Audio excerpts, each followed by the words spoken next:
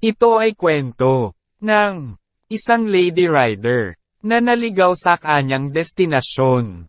Kaya ito ay aking tinulungan para maliwanagan ang kanyang daan. Siya daw ay galing pang Maynila. At ang kanyang pick-up ay sa palayan ng Cavite. Ngunit nasira ang kanyang motorsiklo. Kaya nagbisikleta na lamang siya. Dito nga kahit nahihirapan na siya sa pagpadyak tuloy lang siya para mapagserbisyohan niya ang kanyang customer. Sana ayos ka lang madam at safe kayo sa inyong destination ng iyong pasahero.